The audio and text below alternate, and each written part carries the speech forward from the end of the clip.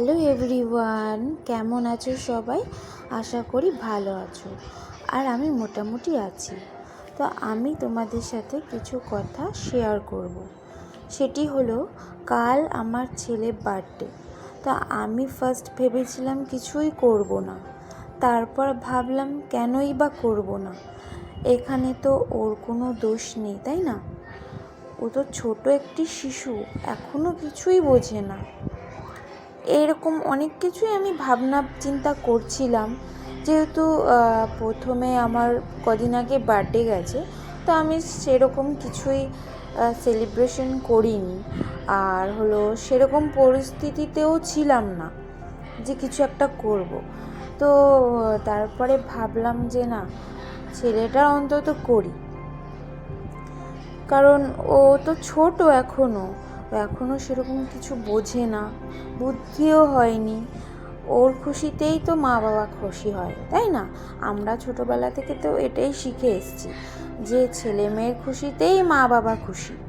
তো যাই হোক, তো আমি তাই ভাবলাম যে ছোট্ট করে আমার মতো করে ঘরোয়াভাবে কিছু আয়োজন করি। তাই তাড়াতাড়ি করে একটু রেডি হওয়া আর কি। তো রেডি হয়ে এখন সোজা চলে যাব আমাদের সোদপুর মার্কেটে।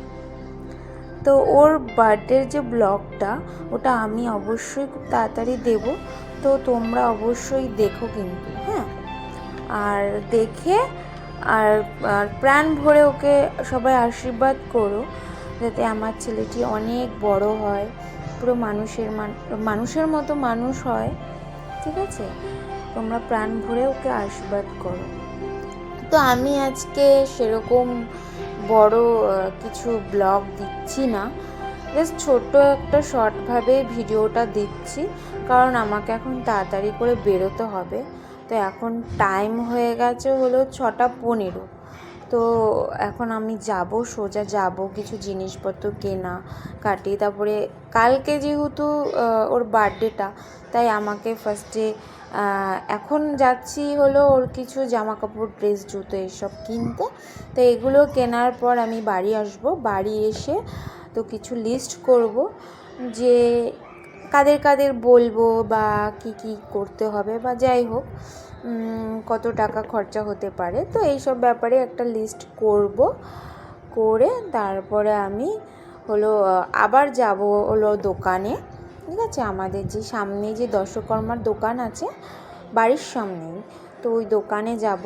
তো ওখানেই সব কিছু পাওয়া যায়, মানে বার্থডে সেলিব্রেশনের সব কিছুই পাওয়া যায় ওখানে।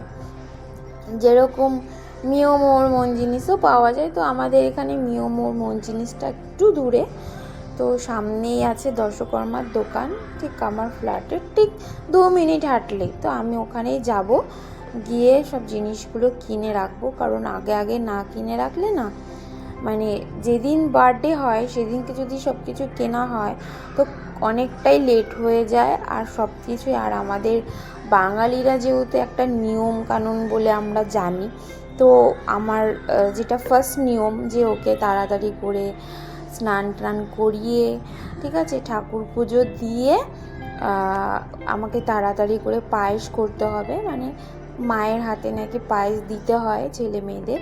তো আমাকে তাড়াতাড়ি করে একটু পায়েস করে তাড়াতাড়ি করে ওকে দিতে হবে, ঠিক আছে? তো এই নিয়ম কানুন যেহেতু আমাদের মা বাবাও পালন করেছে, তাই আমরাও করি, ঠিক আছে? এটা তো ছেলে মেয়েদের মঙ্গলের জন্যই। আমরা যত কিছু যা মেনে চলবো তাতে ওদেরই ভালো। তো আজকে আমি ভিডিওটা বেশি বড় করলাম না। যদি ভালো লাগে তো অবশ্যই লাইক কমেন্ট করে দিও।